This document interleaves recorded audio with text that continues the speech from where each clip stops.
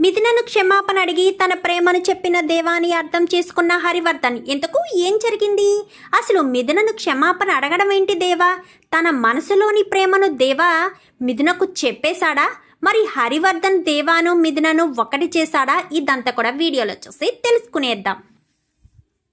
నువ్వుండి నా చేతిగా అప్కమింగ్ ఎపిసోడ్స్లో ఏం జరగబోతుందో ముందుగా తెలుసుకోవాలి అనుకుంటే వీడియోని లైక్ చేసి ఛానల్ని సబ్స్క్రైబ్ చేసుకోండి. మొత్తం మీరు చూసుకున్నట్లయితే ఇంకా మిథున పుట్టింటికి వచ్చేస్తుంది. ఇప్పుడు ఏ కూతురైనా సరే అత్తవారింటిని వదిలి భర్తను వదిలి పుట్టింటికి వస్తే మాత్రం తల్లి ఊరుకుంటుందా? నువ్వక్కడ ఏం తప్పు చేశావు? ఎందుకు గొడవపడి వచ్చేసావా?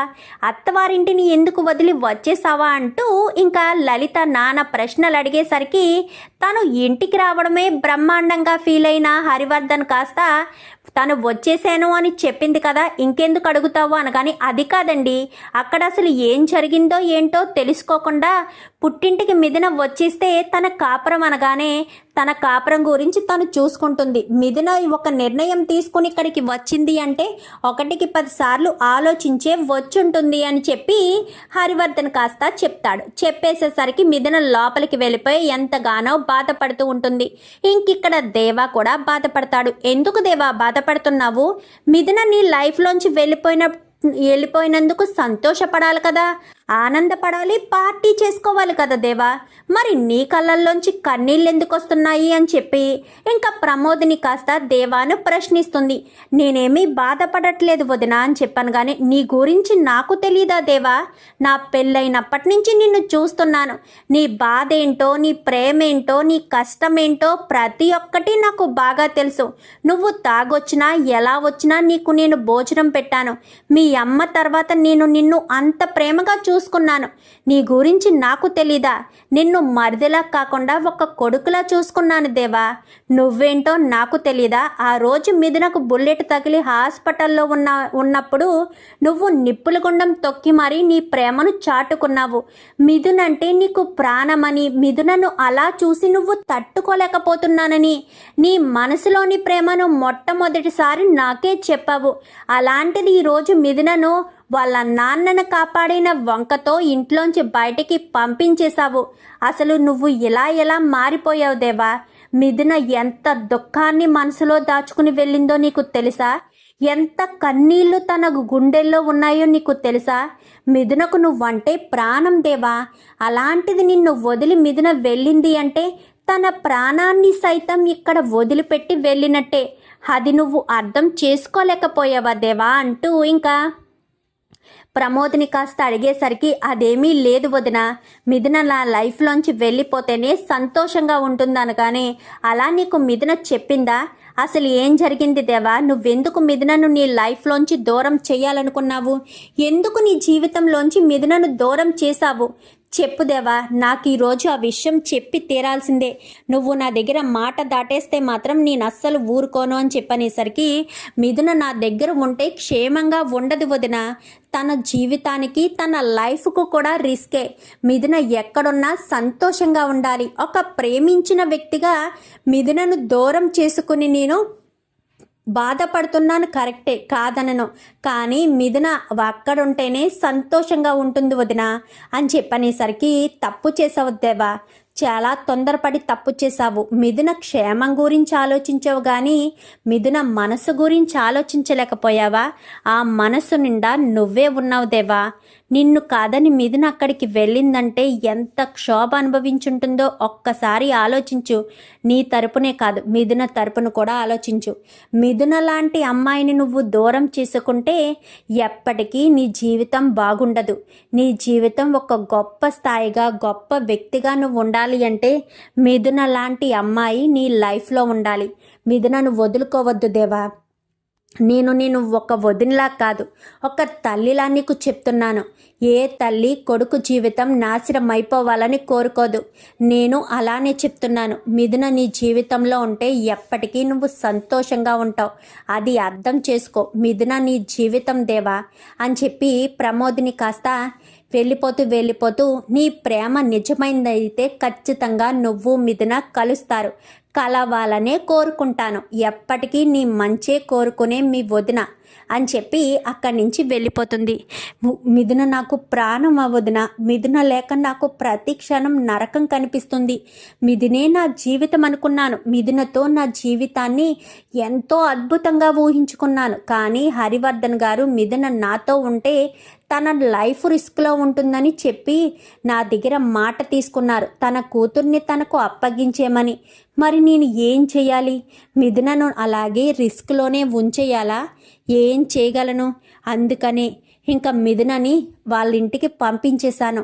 నా మీద కోపంగానే ఉండుంటుంది. వాళ్ళ నాన్న ప్రాణాలని అడ్డు పెట్టుకుని మిథునను పంపించేశానని మిథున నా మీద కోపంగా ఉన్నా పర్వాలేదు, కానీ మిథున అక్కడున్నా క్షేమంగా ఉంటుంది. అది చాలు నాకు. నా జీవితానికి మిథున ఎక్కడున్నా క్షేమంగా ఉంటుందని చెప్పి దేవ కాస్త అనుకుంటాడు. మనసు బాగోలేని మిథున ఇంకా ఇంట్లోనే కూర్చుని ఉంటుంది. ఏంటక్క వచ్చినప్పటి నుంచి ఒక్క మాట కూడా మాట్లాడడం లేదు, బయటికి వెళ్దాం రాక్క అని చెప్పనేసరికి, బయటక నాకెక్కడికి వచ్చే ఇంట్రెస్ట్ లేదు అలంకృత, దయచేసి వదిలేసేయని చెప్పాను. కానీ అదేంటక్క అలా మాట్లాడతావు? నాతో ఎంతో ఇష్టంగా తిరిగేదానివి, ఇద్దరం ఎంతో హ్యాపీగా ఎంజాయ్ చేసేవాళ్ళం. నువ్వు పెళ్లి చేసుకుని వెళ్ళిపోయాక నేను ఒంటరిదాన్ని అయిపోయాను. ఇప్పుడు మళ్ళీ నువ్వు ఇంటికొచ్చావు, మరి ఇప్పుడు కూడా నువ్వు నాతో తిరగకపోతే ఎలా అని చెప్పి అనేసరికి ఇంకా మిథున కాస్త అలంకృతతో బయటకు వస్తుంది. ఇంకిక్కడ దేవ అయితే షెడ్లో కూర్చుని ఉండేసరికి, ఏంటి దేవా అలా ఉన్నావు? వదిన్ని పుట్టింటికి పంపించేశావంట, అసలు నీకు బుద్ధి ఉందా అనగాని రే అని చెప్పనేసరికి, అవును దేవా నువ్వు చేసింది తప్పే, వదినను ఎందుకు పంపించేశావు? వదిన లాంటి మంచి అమ్మాయి ఈ కాలంలో ఉంటుంది అసలు? నువ్వేదో బలవంతంగా తాళి కడితే ఆ తాళిని పట్టుకుని కోట్ల ఆస్తిని కన్న ప్రేమని అందరినీ వదిలేసుకుని నీ కోసం వచ్చిన వదిన లాంటి అమ్మాయి నీకు అసలు దొరుకుతుందా? ఈ కాలంలో మనం ఎక్కడైనా చూడగలమా? ఎంతో ఇష్టపడి ప్రేమించి పెళ్లి చేసుకున్న మొగుడినే మోసం చేస్తున్నారు, పైగా చంపేస్తున్నారు. అలాంటిది వదిన నువ్వు బలవంతంగా తాళి కట్టినా కానీ తాళికి విలువనిచ్చి నీ ఇంట్లో ఉంటుంది. ఇంట్లో వాళ్ళు ఎవరు తనని మనిషిలాగా, ఆ ఇంటి మనిషిలా చూడకపోయినా వదిన ఎన్ని తట్టుకుని ఉంది. అలాంటి వదిన్ని పంపించేశావా? తప్పు చేశావు అన్న, చాలా పెద్ద తప్పు చేశావు అనగాని ఏం చేయమంటావరా? మిథున క్షేమం కోసమే నేను ఇదంతా చేశాను అని చెప్పనేసరికి, సరే రా అన్న అలా రెస్టారెంట్కి వెళ్ళి టీ తాగుదాం అనగాని నాకు ఇప్పుడు ఏమీ లేదురా అని చెప్పనేసరికి, ఉదయం నుంచి నువ్వేం తినలేదంట కదా? నాకు ప్రమోదిని వదిన ఫోన్ చేసి చెప్పింది, దేవా ఏం తినకుండా బయటికి వచ్చేసాడు అని. రా అన్న టిఫిన్ చేద్దు కానీ టీ తాగదే కానీ అని చెప్పి వీళ్ళిద్దరూ ఎక్కడికైతే వెళ్తారో, అంటే ప్రమోదిని మిథున ఎక్కడికైతే వెళ్తారో వీళ్ళు అక్కడికే వెళ్తారు. వెళ్ళేసరికి కూర్చుని ఉంటారు. ఇంకా అలంకృత మిథున ఇద్దరు కూడా అక్కడికి వెళ్ళి కూర్చున్న తర్వాత, అక్క నేను వెళ్ళి కాఫీ తీసుకొస్తాను అని చెప్పి వెళ్తుంది. సెల్ఫ్గా తెచ్చుకోవాలి కాబట్టి కూర్చునేసరికి అలా బాధపడుతూ ఉంటుంది. అప్పుడే అక్కడ ఉన్న కొంచెం మంది పోకిరిగాళ్ళు కాస్త మిథునను చూసి కామెంట్ చేస్తూ ఉంటారు. మిథునను చూసి కామెంట్ చేసేసరికి దేవా కూడా ఇక్కడ ఒక్కడే ఉంటాడు.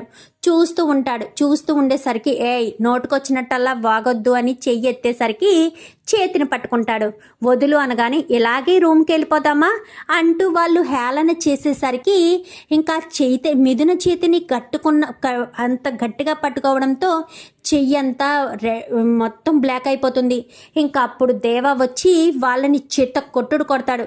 కొట్టేసేసరికి వాళ్ళంతా కూడా అక్కడి నుంచి పారిపోయేసరికి మిథున చేతిని పట్టుకుని ఇంకా దేవ కళ్ళంట నీళ్ళు తెచ్చుకుంటాడు. నా చేతికి దెబ్బ తగిలితే నీకెందుకు బాధ కలుగుతుంది?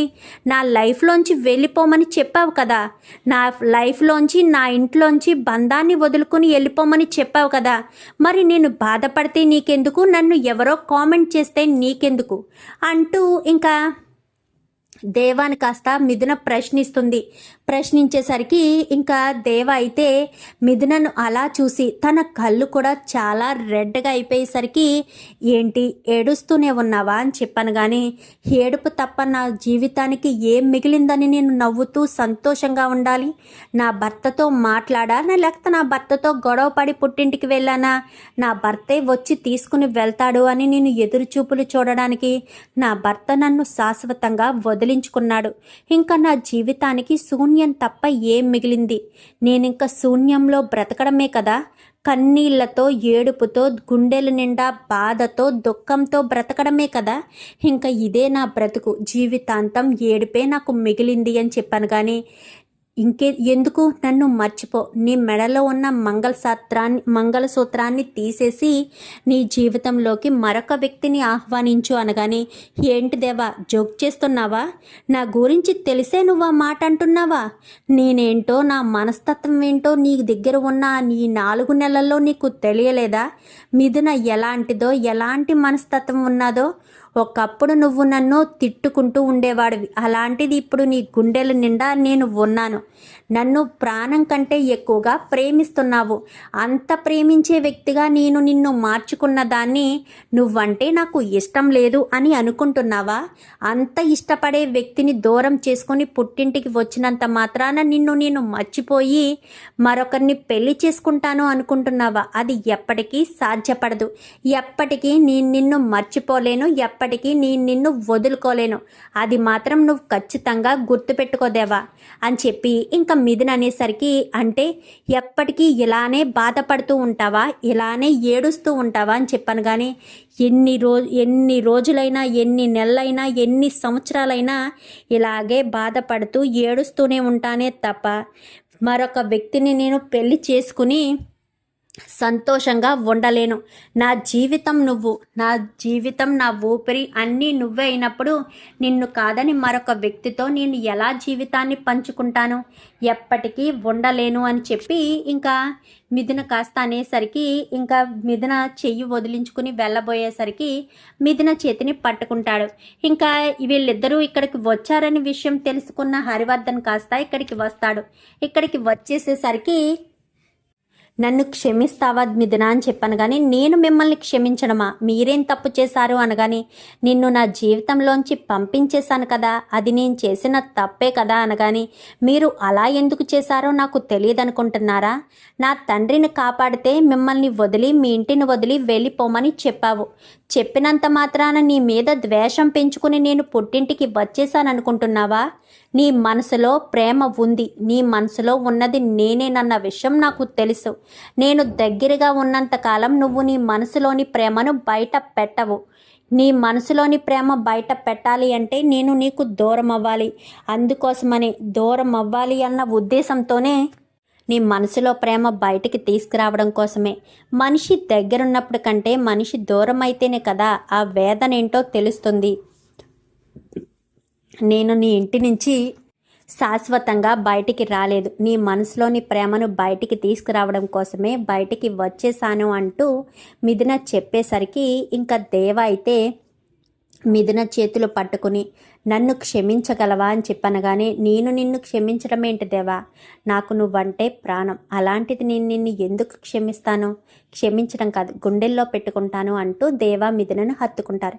ఇదంతా కూడా దూరం నుంచి హరివర్ధను, అలంకృత చూస్తారు. చూసేసరికి, చూసావా డాడీ, వాళ్ళిద్దరూ ఎంత ప్రేమగా ఉన్నారో, అలాంటి వాళ్ళని నువ్వు విడదీసి అక్కని మన ఇంటికి వచ్చేమని అన్నావు.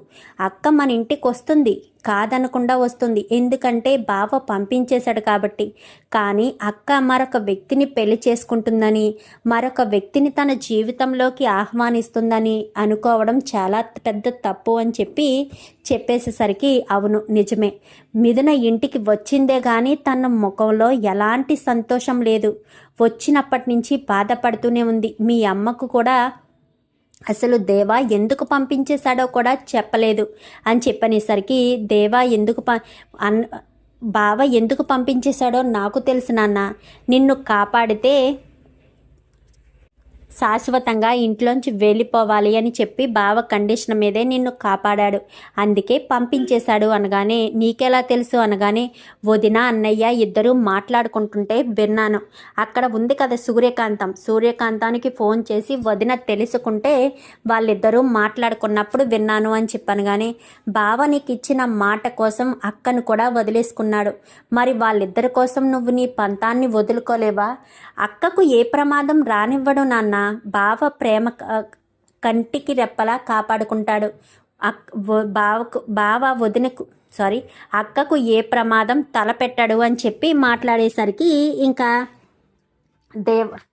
హరివర్ధన్ కాస్త సరే పద అని చెప్పాను, కానీ మరి వాళ్ళు అనగానే వాళ్ళు వస్తారులే అని చెప్పనేసరికి ఇంకా అక్కడి నుంచి వీళ్ళిద్దరూ వెళ్ళిపోతారు.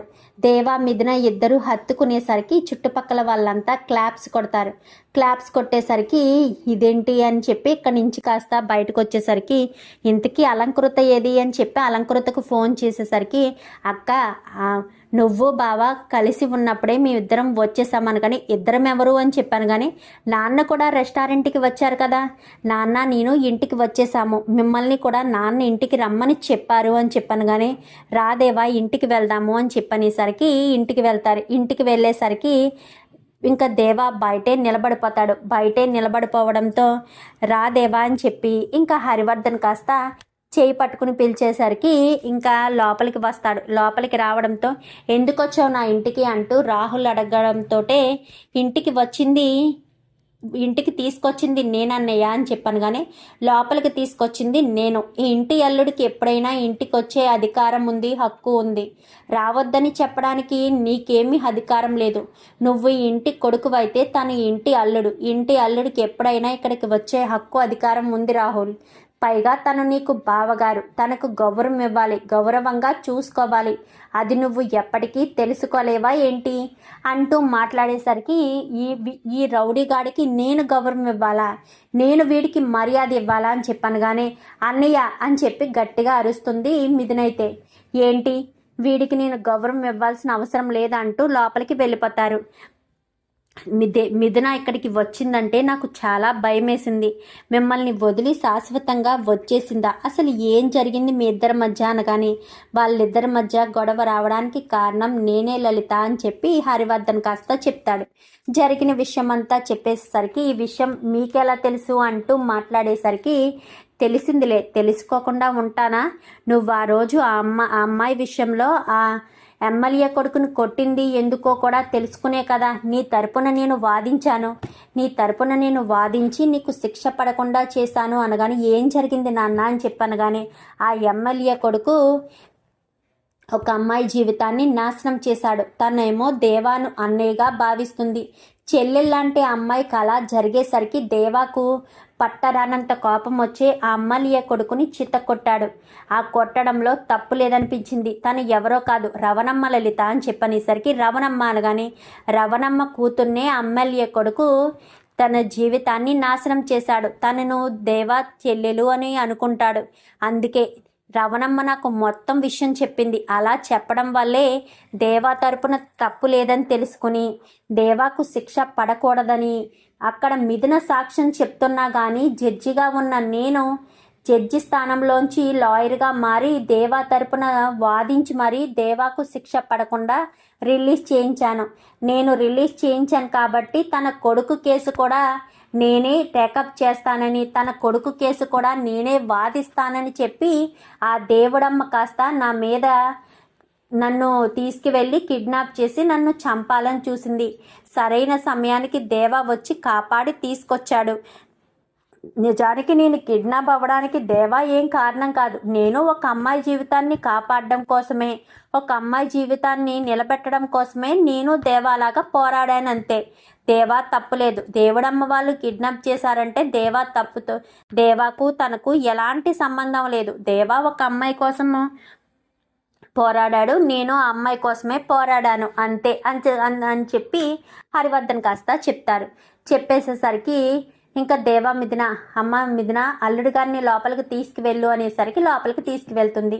వెంటనే లలిత శారదాకి ఫోన్ చేస్తుంది. ఫోన్ చేసి ఇక్కడ జరిగిన విషయం అంతా చెప్పేసరికి ఏంటొదినా, ఏంటి మీరు చెప్పేది, దేవా అక్కడికి వచ్చాడా అని చెప్పాను, కానీ దేవా మిథున ఇద్దరు కలిసిపోయారు. మిథునే దేవాని తీసుకొచ్చింది, ఇంట్లోనే ఉన్నాడు దేవా అని చెప్పనేసరికి ఇంకా మాస్టర్ గారు ఉన్నారా అని చెప్పాను, కానీ ఉన్నారనేసరికి ఇంకా సత్యమూర్తి తీసుకుంటాడు ఫోను. చెప్పండి అనగానే వీళ్ళిద్దరికీ శాంతి ముహూర్తం పెట్టించి ఇద్దరిని ఒకటి చేస్తే ఎలాంటి ఇబ్బందులు ఉండవు, శాంతి ముహూర్తం జరిపించలేదు కదా అని చెప్పాను. కానీ అలాగే జడ్జి గారు మీ ఇష్టం అని చెప్పనేసరికి సరే నేను ఆల్రెడీ పంతులు గారితో మాట్లాడాను, రేపు సాయంత్రమే ముహూర్తం బాగుందని చెప్పారు, రేపు ఉదయం బయలుదేరి వచ్చేసేయండి అని చెప్పనేసరికి సరే అని చెప్పాను. కానీ ఇంకా మరుసటి రోజు ఉదయాన్నే రమ్మని చెప్పారు. ఇంకా మీకు రెడీ అవ్వడం కాలేదు ఏ ప్రమోదిని అనగానే అయిపోతుంది మావయ్య అనేసరికి ఈలోపు కారు వచ్చి ఆగుతుంది. జడ్జి గారు పంపించారండి హరివర్ధన్ గారు అని చెప్పాను. కానీ అయ్యో మేము ఆటోలో వచ్చేసే వాళ్ళం కదా, ఆయన మళ్ళీ కారు పంపించారా అని చెప్పనేసరికి ఇంకా కారు వస్తుంది. అది పెద్ద కారు అవ్వడంతో ఇంకా 3 జంటలకి 6గురికి సరిపోతుంది. అందరూ కూడా బయలుదేరి వెళ్తారు. మీకేమీ అసౌకర్యం అనిపించలేదు కదా అనగానే అయ్యో మేము ఆటోలో వచ్చే వాళ్ళం కదా, మీరు మళ్ళీ కారు పంపించి మీకు ఇబ్బంది కలిగింది అని చెప్పాను. కానీ నాకేం ఇబ్బంది కలగలేదు, మేము బాగానే వచ్చాము, ఇబ్బంది ఏమీ లేదు అని చెప్పి ఇంకా హరివర్ధన్ సత్యమూర్తి కాస్త చెప్తాడు. దేవా ఎక్కడున్నాడు వదిన అని చెప్పాను. కానీ దేవా మిథున పైన గదిలో ఉన్నారు అని చెప్పనేసరికి ఇప్పుడు ఇద్దరికి మెట్టెలు ఫంక్షన్ జరగలేదు కదా, ఆ మెట్టెల ఫంక్షన్కి పంతులు గారు వస్తానన్నారు, మెట్టెలు తొడిగించేస్తే ఏ ప్రాబ్లం ఉండదని అని చెప్పనేసరికి సరేనని ఇంకా రెడీ అవుతున్నారని. కానీ ప్రమోదిని ఇటు వీళ్ళంతా వెళ్తారు. వెళ్ళేసరికి ఇదేంటి ఇడిపోయారు అనుకున్న వాళ్ళు మళ్ళీ కలిసిపోయారు అని చెప్పి అనుకుంటుండగానే ఇంకా పక్కకి పిలుస్తాడు సూర్యకాంతాన్ని జడ్జి పక్కకు పిలిచి ఏంటి నీకు నోరు బాగా ఎక్కువవుతుందంట అని చెప్పి అనేసరికి ఏంటి సార్ నేనా అని చెప్పాను. కానీ అవును నువ్వే,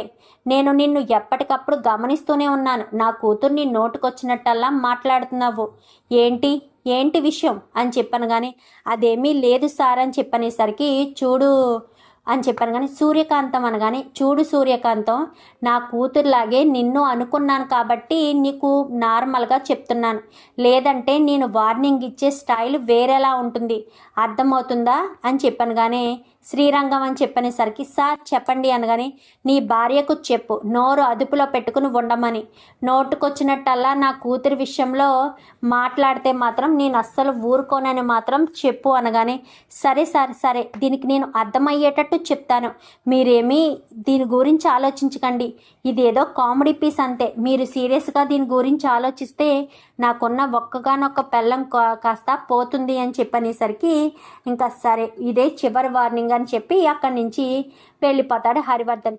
ఏంటి హస్బెండు ఏంటిది అని చెప్పాను. కానీ చెప్పానా నీ మీద కన్ను పడింది హరివర్ధన్ గారి, కానీ నువ్వు జాగ్రత్తగా లేకపోతే నిన్ను మాత్రం జైల్లో జీవితాంతం కూర్చోబెట్టేస్తారు, తర్వాత నీ ఇష్టం, నువ్వు పట్టు చీరలు నగలు పెట్టుకోవడానికి ఉండదు, తెల్ల చీర మాత్రమే ఇస్తారు, నీ ఇష్టం, మరి నోరు అదుపులో పెట్టుకుంటావో లేక జైల్లోకి వెళ్ళి కూర్చుంటావో అని చెప్పనేసరికి లేదు నోరు అదుపులో పెట్టుకుంటాను, లేదు హస్బెండ్ సైలెంట్గానే ఉంటాను అని చెప్పాను. కానీ అది సైలెంట్గా ఉంటే చాలా మంచిది, లేదంటే మాత్రం తర్వాత నువ్వే బాధపడాల్సి వస్తుంది అని చెప్పి చెప్తాడు శ్రీరంగం. అయితే చెప్పేసేసరికి వెళ్ళి మిథున ఎక్కడుందో మంచిగా మాట్లాడు అని చెప్పాను. కానీ సరేనని బాగున్నావు మిథున అని చెప్పాను. కానీ బాగానే ఉన్నానక్క అని చెప్పనేసరికి సరే నేను నిన్ను బాధ పెడుతున్నాను మాటలు అంటున్నానని నువ్వు మీ నాన్నకు చెప్పావా అనగానే నేను మా నాన్నకెందుకు చెప్తాను అనేసరికి మీ నాన్న నన్ను బెదిరించాడు అనగానే